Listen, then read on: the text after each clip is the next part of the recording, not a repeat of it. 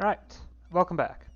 Last time we got invaded by Milan, and I was not able to get a fighting win out of it. So Massa got released, and I lost Modena. Oh well. Oh well. There will be a reckoning for Milan. Oh, and the Pope betrayed me in the process, so that's why I have these two provinces now. I'm also allied to France, who took most of their territory, so... including Avignon. Yeah, that's an interesting amount of Italy they picked up. I expect things to get interesting over there, eventually. For right now, they have a huge amount of troops. But yeah. Last time, I did move up to tax officials and started and subordinate the church, as well as moved up to hybrid military and enlistment, so I now have conscription. Fairly early for it, but, well, yeah.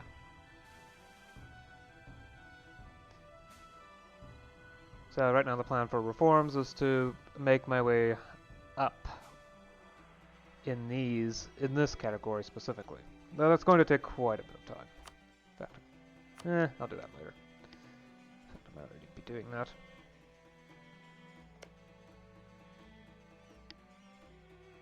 For now, I'm just preparing for a war with Urbino because Naples would not protect them, despite the guarantee, because of reasons. This is going to get fun. Yeah, the balance of power has now suddenly become very, very disjointed, so... Huh. Interesting. Are the Ottomans that weak? Yeah, apparently they have terrible quality. Fine by me. Anyway, let's get on with it.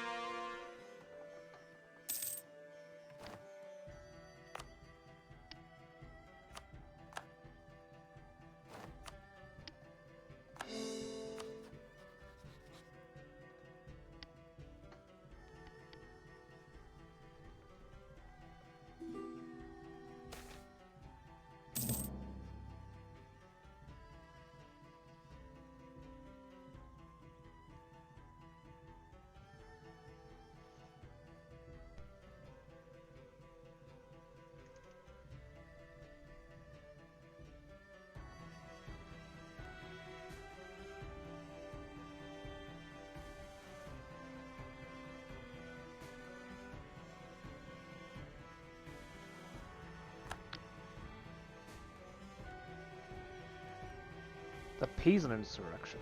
Rumors first. Rumors. Only rumors. But true rumors, alarming words from our envoys. Oh no.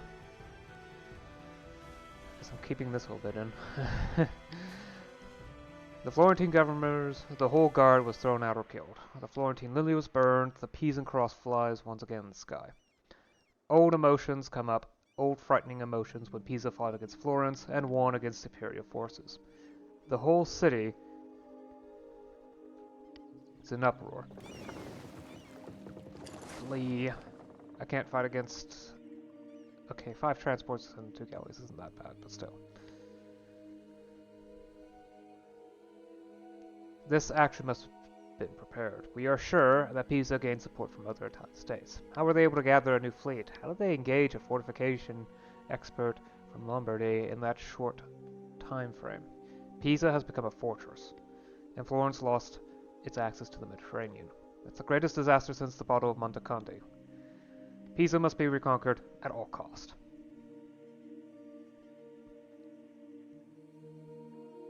Viva Florence! Well, I guess I have other things to do.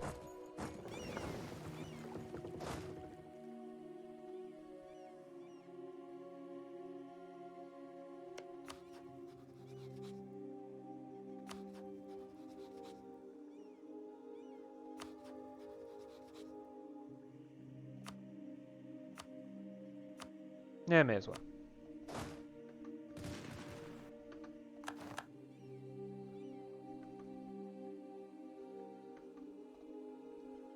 How do they have 13 ships already? Jeez. Spy network.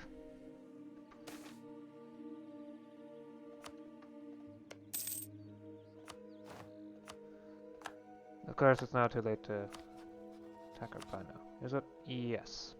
Gonna have to wait for a different opportunity.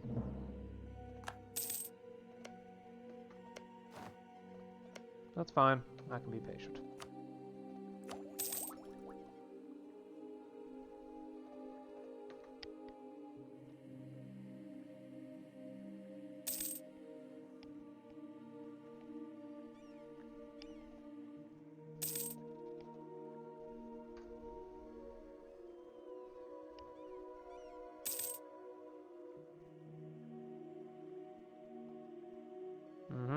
Come on, finish up. I said I can be patient. There we go.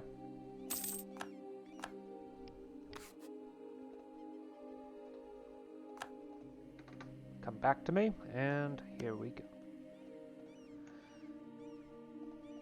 Turn into the fold.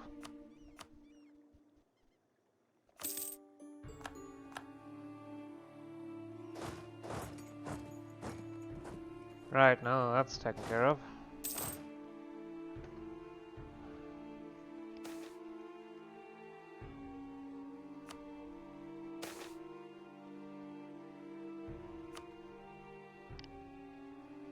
Oh. Pisa is broken, the long siege is over. The rebels are defeated. Now it's time to deal with the untrustworthy mob. What shall we do with Pisa?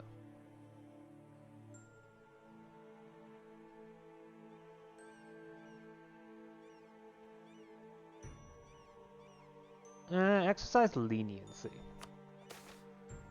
That might make things a little bit easier to deal with in the future.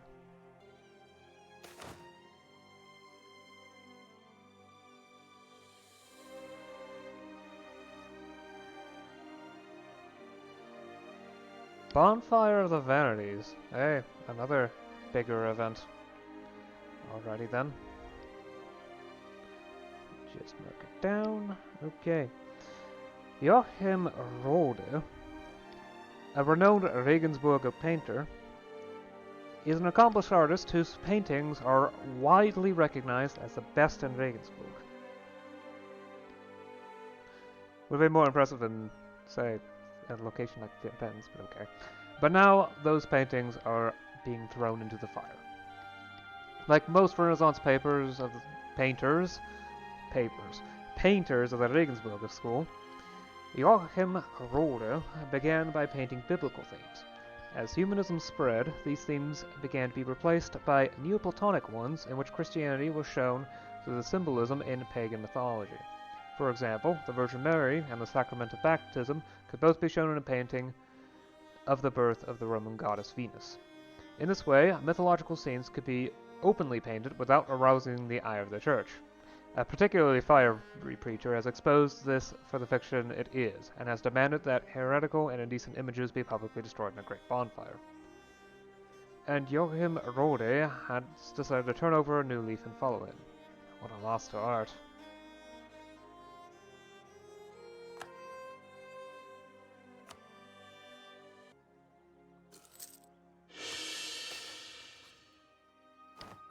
Oh, it's here. It's here, isn't it?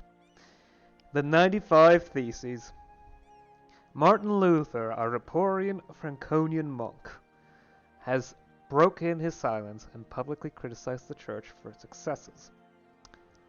Writing in everyday language in place of Latin, he argued that God demanded belief, not good works, in order to be saved.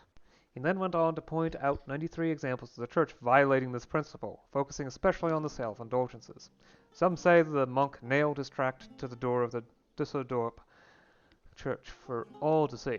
All we can say for certain is that he sent a copy to the Archbishop of Köln. Read the tract critically. The Protestants have arrived. And it's going to get interesting.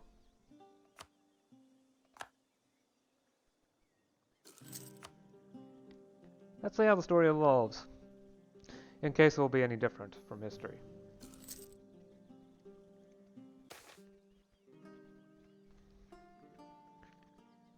Alright. It's time for the mid-decade stuff, as always. The new ruler's calm. That's going to help keep things stable, at least while he's here. Probably won't be for long. I've been cycling through rulers quickly in order to build up Republican tradition again. Civil societies as well, in order to try and keep the balance positive. I think the army might be too big now. I do believe the number of troops that I have has reduced dramatically, so... Oh yes, it has.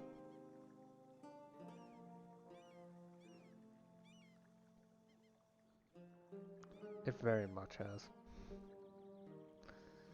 Well, nothing doing. I'm gonna have to... military size by a bit in order to keep the finances under control. Except 2 over the force limit. Just to get the manpower back. Okay. Yep. That's all that was needed in order to get things stable again. Do you want to promote the bureaucrat faction? Oh. Actually, that was not the plan. What I wanted to do was expand the bureaucracy. But I might as well check to see if there's anything interesting here. Nope. Not enough state reach. That was not the plan. That was actually not the plan. But it happened anyway, so not much I could do about it now.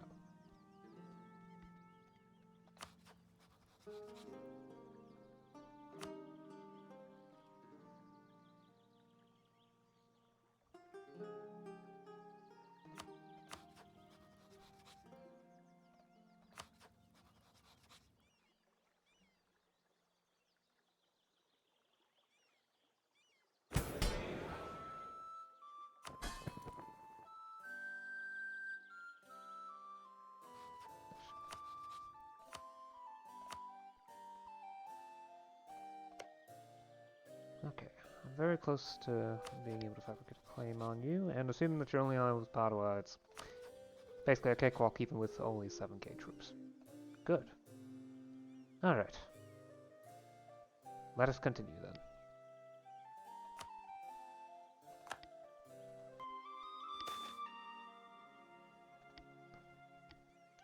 Admonition to peace. Huh. It starts, doesn't it? The bloody peasants were horrified Martin Luther, since his theology was being used to justify a bloody revolution.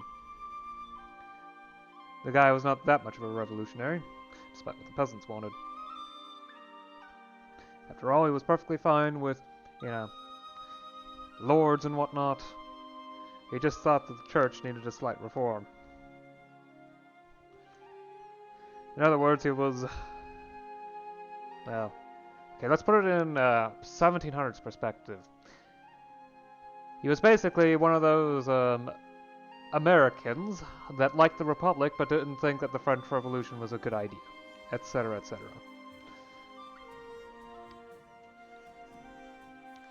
Anyway, asked by the peasants to lead them, he instead wrote back that they should lay down their arms. As the revolution continued, his pleas turned into sermons against the revolt. Finally, in February of 1489, he wrote scathing against the rioting peasants, in which he declared that God was on the side of the princes. He urged rulers to deal with the peasants harshly, saying that all authorities had been appointed by God to rule over them and the church, and that resistance to the Gonfalonieri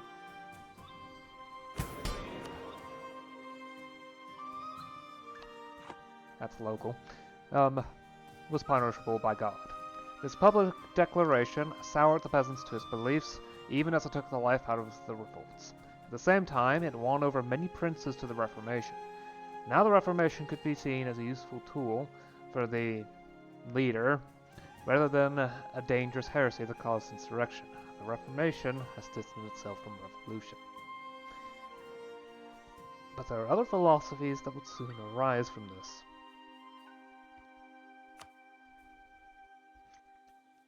We shall see.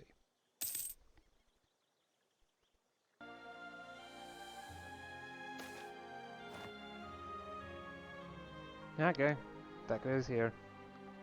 Let's So, I've turned on the religious map mode. And oh, yes. Lutheran has spread so far.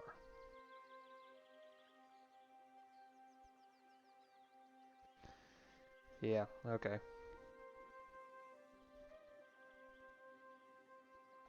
Much of that over here is Sweden. Yeah. Oddly, Norway.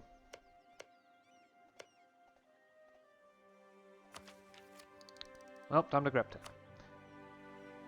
Wheellock musket. Land morale plus 0.08, combat width plus 2, infantry fire plus 0.1, cavalry fire plus 0.05, enables pike and shot, as well as Wheellock handgunners, treasure. Well, it's a lot of new military types. And culverins.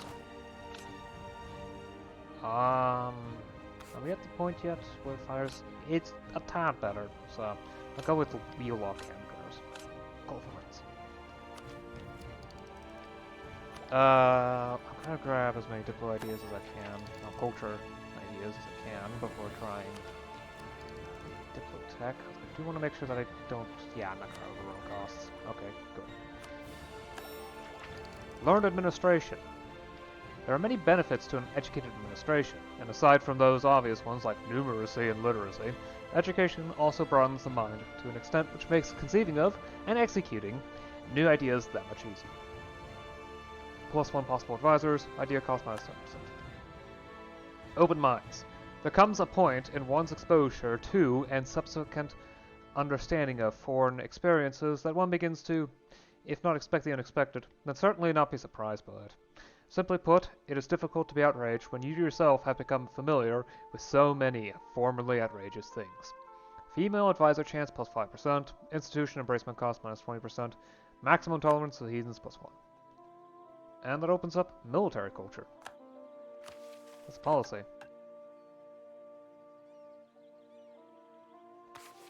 Which I already have.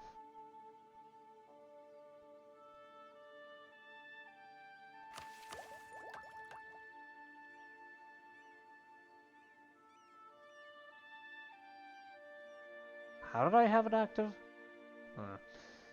And finisher, cost of advisors with rulers culture minus 50%. Since that's most of my advisors, that's actually helpful.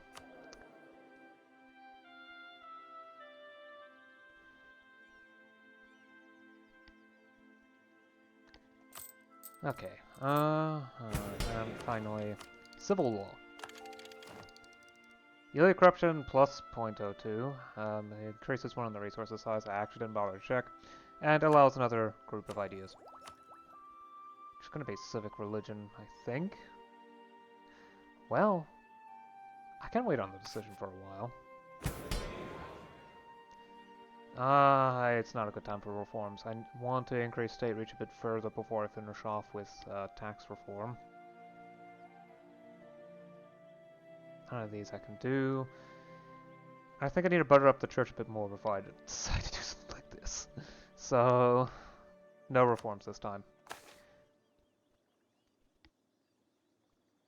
Range strategic marriage. Yield concessions to ancient liberties. Promote sport commerce. Oppose populist reform. What could possibly go wrong with that? Oh, that's metropolitans. I think that's actually good for now. I think I'll promote the aristocratic faction, actually. If I can get their loyalty up, and it's cheap that way, I can start working on hacking away at these. Well, it's not really much. I could go for their taxes, which is going to be very nice.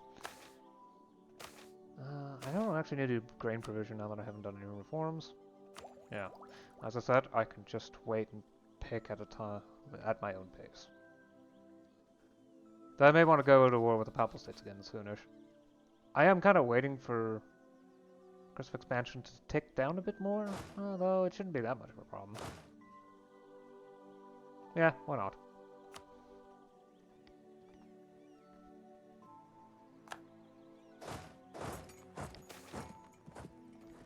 Oh, the Shadow Kingdom.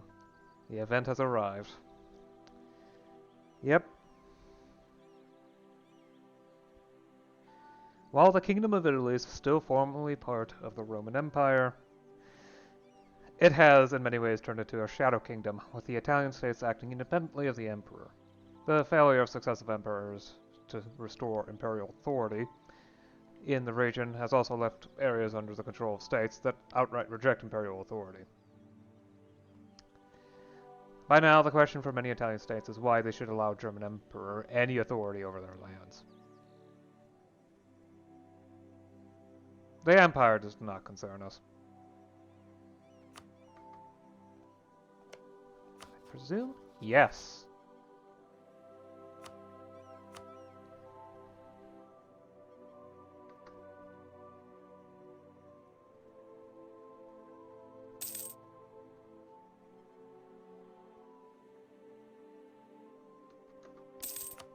And vassalized. There we go. I've been wanting to do this for ages.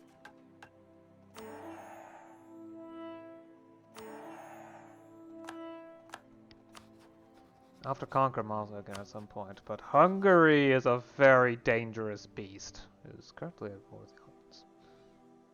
They attacked the Ottomans. Then again, I know that the Ottomans are a bit of a paper tiger, aren't they?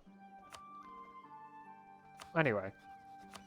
That's not the point right now. Right now the point is to... Heh. Oh, no diplomats sent. There we go. Take Remne.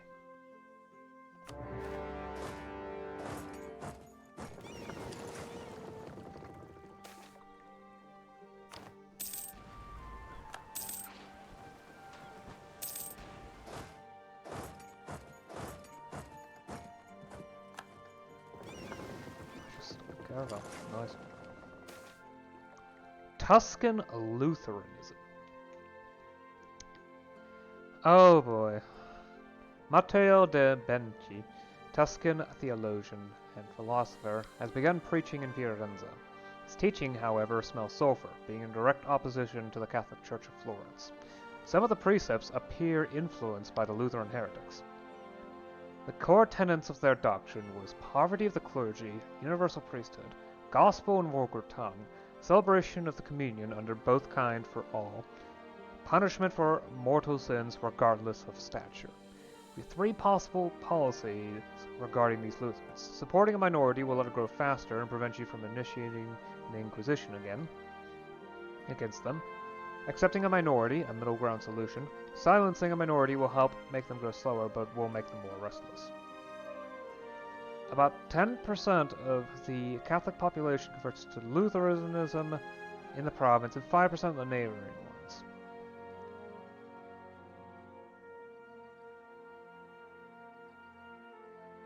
Let him speak.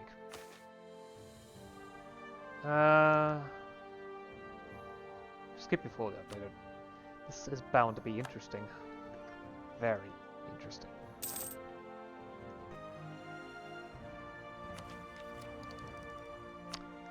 I forgot to grab Diplotech. Oops.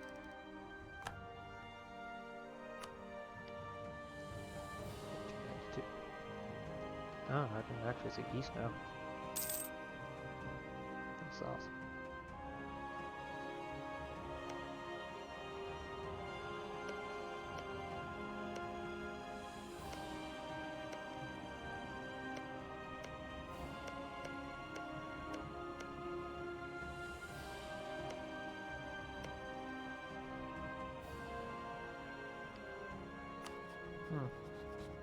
Florence Ming did it this time.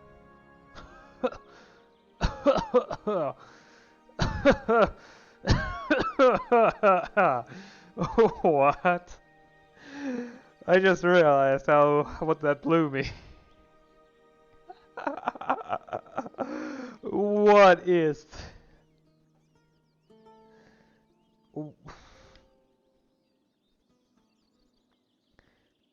That's glorious. That's amazing.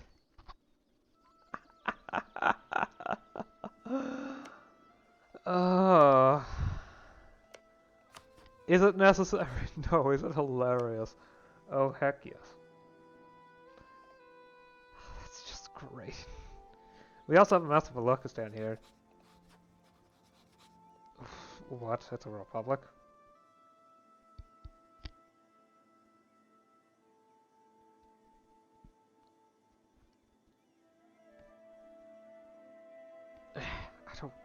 Yeah.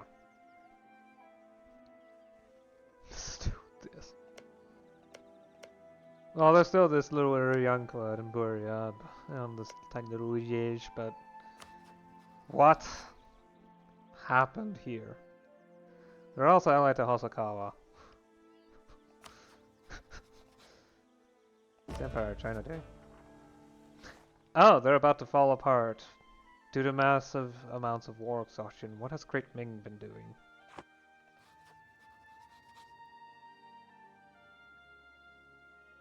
Apparently they were having a massive war towards the east.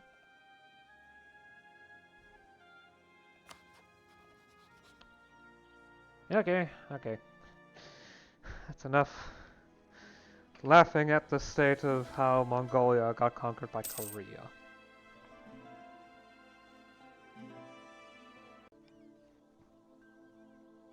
Alright, fine. I'll take civic religion ideas. It's too helpful to ignore having one +1 Republican tradition every year. That's just too good. Especially since you burn Republican tradition by either A, re-elections, which is okay-ish because it gets you extra points, but it also is burned by reforms. Apparently, people lose faith in the Republic if you change things. Okay, well, now when I put it that way, it doesn't seem so ridiculous. It's still kind of annoying, though. I don't have anyone that... Wait. Dread. Even then, there's no one in here that actually reduces idea cost anyway, so... It's not a big deal. Costs are going to be fairly low, although I could push it down even further. I don't feel the need to. Symbolic paradigm.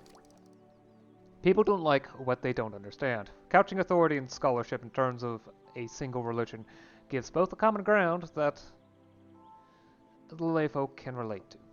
Base spirituality +0.5, tolerance of the true faith +1. Fervor by association. Devotion to the religion, to the state and its religion are interchangeable. Both reflect a virtuous character, though only one satisfies temporal obligations. Forged spy protection +20%. Moral authority. A state which sources its authority from a higher power is necessarily a greater authority in matters concerning such powers than any common man. As such, there is much less popular consternation over the morality of its actions, regardless of whether they appear to be in conflict with such. Yearly Republican tradition +0.25. Religious state. As religion ostensibly speaks through government, so too may government speak through religion. For many, this may be the only way we can reach them on a regular basis. Monthly autonomy change -0.05. Continuity of mission. Rulers may change, but the faith does not. For many working in the administration, this can mean the difference between changing with the guard and remaining at their post through successive leaders. Stability increase interval -50%. State advisors. Men of religion often make up the brightest and best of the state advisors and officials. Land tax, mana cost -5%, spiritualist influence +0.1. Higher calling. Often spiritual matters are said to be above temporal ones. But if service to the temporal state is also a spiritual matter, then service in its highest offices may well be a higher calling than acting in any spiritual position. Possible advisors +1, admin advisor cost -50%. I have also unlocked poor relief and get -20% harsh treatment cost as a finisher bonus. Well, Republican tradition is no longer an issue. At least, accepting exceptional circumstances like reforms. Anyway, let's move on.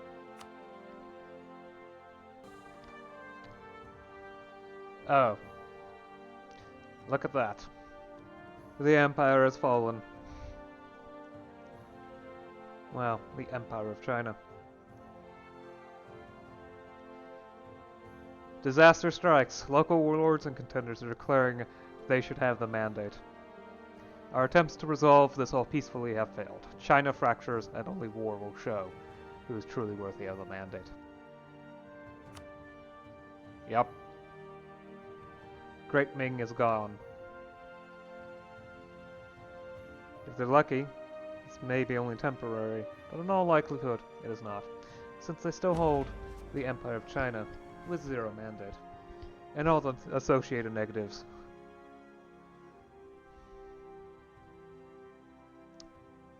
Yeah, in all likelihood, they're gone.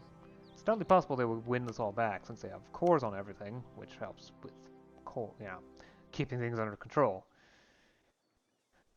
But in all likelihood, it's gone, and it will remain so for a while.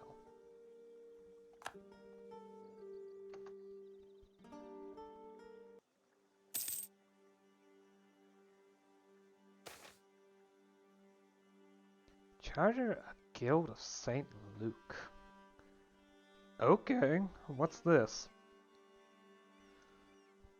St. Luke, the patron saint of art. Oh, artists. Yeah. That makes more sense.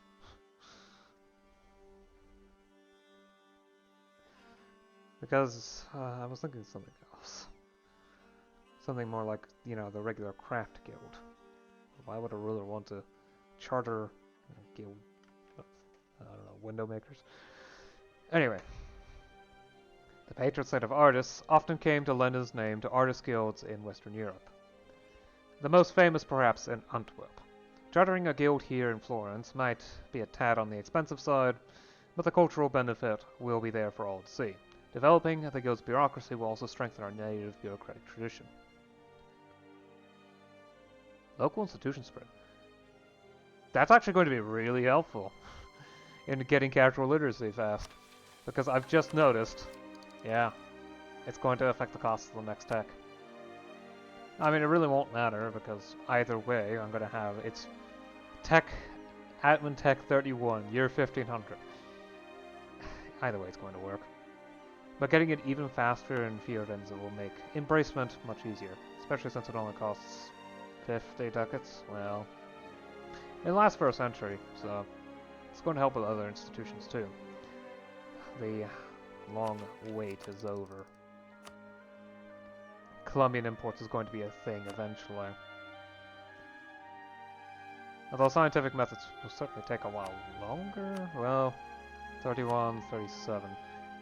It will, the earliest it can arrive is 50, 60. Colombian imports is going to be something I'm going to have to be worried about though. Global trade. Global trade. Oh, am I not looking forward to the hassle that's going to be global trade.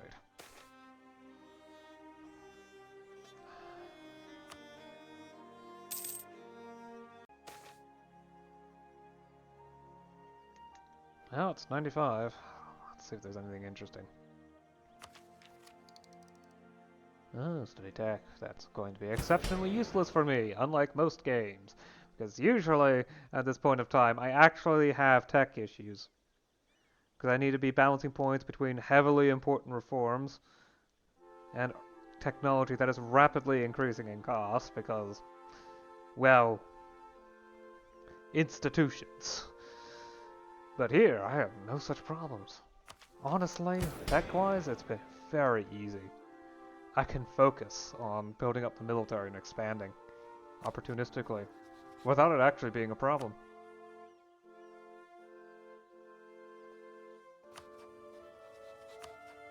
Apparently Switzerland actually likes me. Huh. Where's Basel at anyway? That tiny little country there.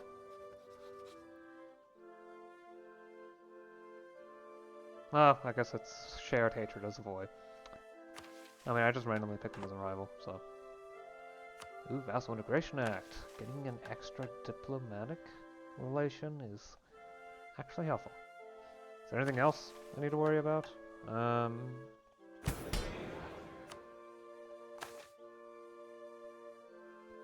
Promote the aristocratic faction. Okay, it's capped in a couple locations, so I may as well get rid of something. Abolish seigneurial courts. This is gonna cost 50 loyalty. But hey, here, have a strategic marriage. Oh. Oh, and I've been forgetting to expand the bureaucracy. That's what I've been forgetting. Oops.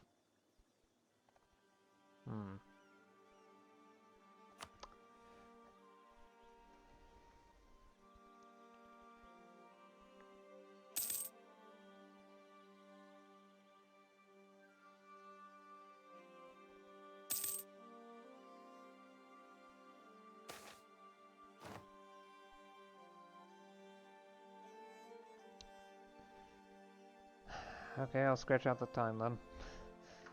The birth of Mannerism. After years of labor, Lucas von Ziel, Danziger, painter, of course, random advisor event, but at least MT is full of these. It's actually interesting.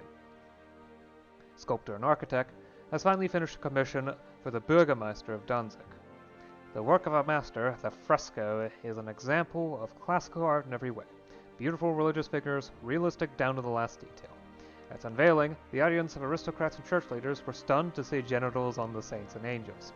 Lucas von Ziel refuses to amend it, the latest in a series of such scandals. Already many young painters, convinced that classicism has reached its conclusion, have begun to experiment with new styles of painting and sculpture, adding unusual emotions, scale, lighting, colors, and perspectives. In contrast with classical art, this school of Mannerism also shies away from mythological scenes and human nudity. Human nudity? Outrageous, but interesting. Hire a princess to touch it up. So we're painting leaves over everything.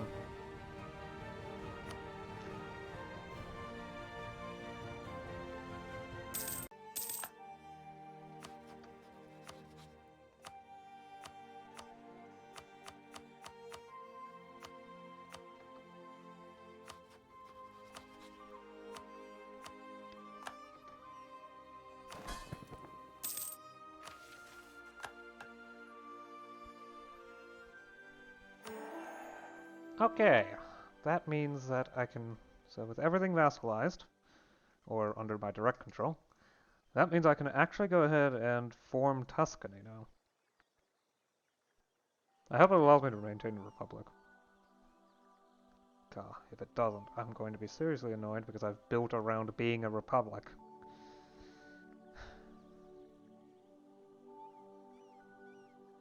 Anyway. I accidentally hit the show everything. Minimize everything button. Okay.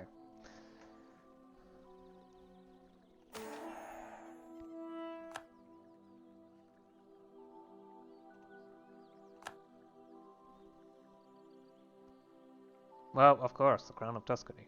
Gain core in the Tuscany area, which means I can actually core look. I just get a core on Lucca, I guess.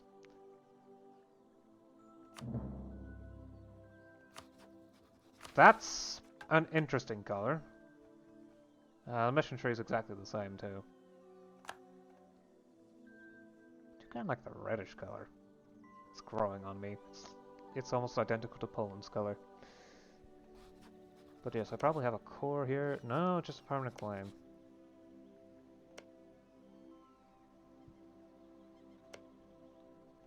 I think that's from the mission tree anyway, so it really isn't a big deal.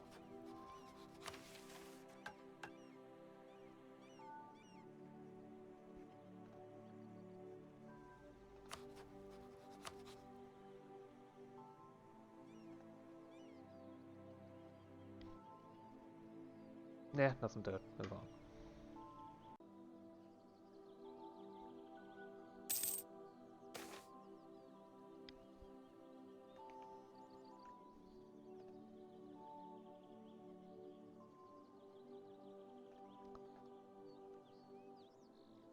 Okay, so this is a historical event that occurred at the wrong time, because otherwise it would not have that very specific combination of times on it. On the 7th of February, 1497, bear in mind it's 6th of October, 1496 right now. Supporters of the Dominican priest Girolamo Savonarola Savonarola. Ah, I remember that guy. I actually remember that name. Huh. Collected and publicly burned thousands of objects like cosmetics, arts, and books in Florence. His followers rejected the emerging humanism of the Renaissance in favor of strict humility. Naturally, he was excommunicated and condemned as a heretic by Pope Alexander VI. He was burned at the stake in 1498, but not before many priceless works of art and literature were destroyed in his fires.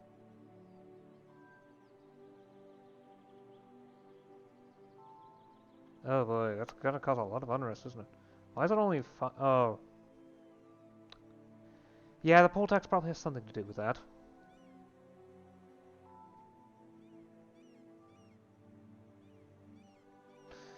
Honestly, I think it's easier just to do this. Sure, the Papal States isn't gonna like me for that, but they don't like me anyway. Because I can improve relations. Besides, this way I can keep it under control.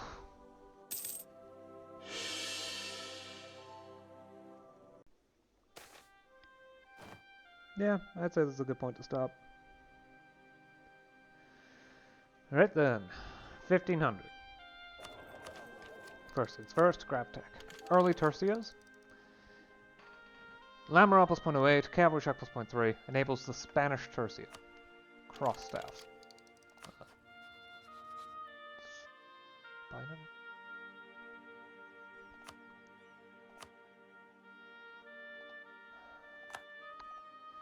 Okay, sometimes weird stuff happens with spy networks. Cross staffs. Global naval engagement width plus 5%. May study tech. Trade range plus 60. Private watchman. Pirate watchman. Stability cost interval minus 1%. Okay, so. I think it's time to do another major reform. The question is, can I pick up 30 bureaucratic influence? Almost certainly. Oh, okay. I was actually worried that might not be the case, but it's good. It's fine. Wait. I don't have the points for that. Oh no. Well, it's most important to make this effective, so it's not a big reform, and it won't take much for me to recover from that. I will do the grain dole.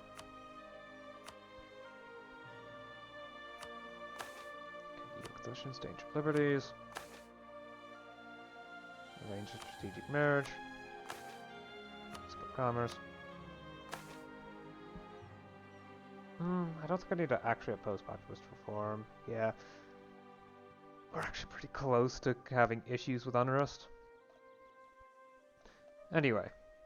In case you haven't noticed, I formed Tuscany. This was because, well, the HRE is no longer in Italy now. Although for some reason Savoy is. That's gonna be annoying, isn't it? But yes, most of Italy left the HRE. The one exception is Savoy. I think it's because their capital is involved, so they don't even get the event. They always move the capital there in M&T. I finished the Culture Ideas group as well as picked up and completed the Civic Religion idea group, so now I've got the Poor Relief Civic policy, which means Republican tradition is no longer an issue at all. So that's enough to pay for re-election every year, which is very effective. I've also formed Tuscany, so that's great.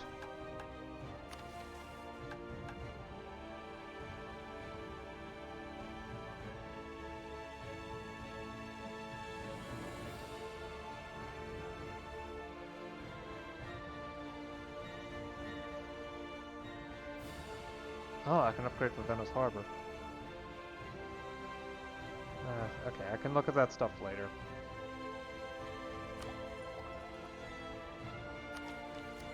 But yes, I've kept up in tech, and, well, casual literacy has finally started arriving. In theory. In practice, it's going to take a while longer. But like, it will probably arrive fast in the capital, considering I have plus 60% institutional spread, which is actually very good for this early in the game. Oh, it's the first third of the game. Close enough. But yes, I've managed to diplomatically vassalize Lucca and Massa, so which is great because Massa was released. So admittedly, I think I might stand a decent chance fighting. Yeah, it would be close, but I certainly have the quality advantage. And my subjects all have decently good mill tech. Yeah, okay. I think I might be able to do that. I will probably end up annexing Lucca sooner rather than later, though. Because, well, they're Tuscan. May as well. Yeah, I've gone down the mission tree to unite Tuscany.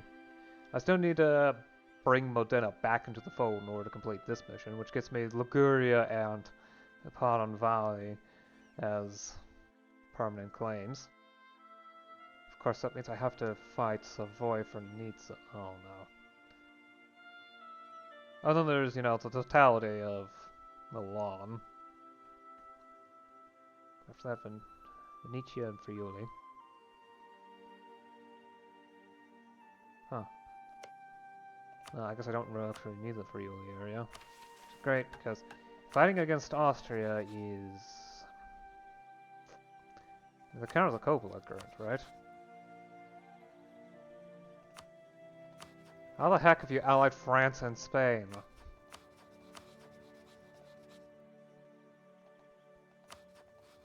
Heck, I might actually stand a decent chance against Naples if I so decide.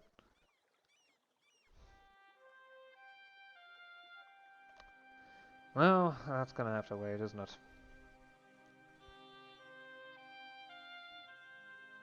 Yeah. That really is it, isn't it? Conquered a bunch of new provinces. Pope is now relegated just to their capital city. And Ravenna was diplomatically isolated, so I took advantage of that. I mean, I could diplomatically vassalize Urbino.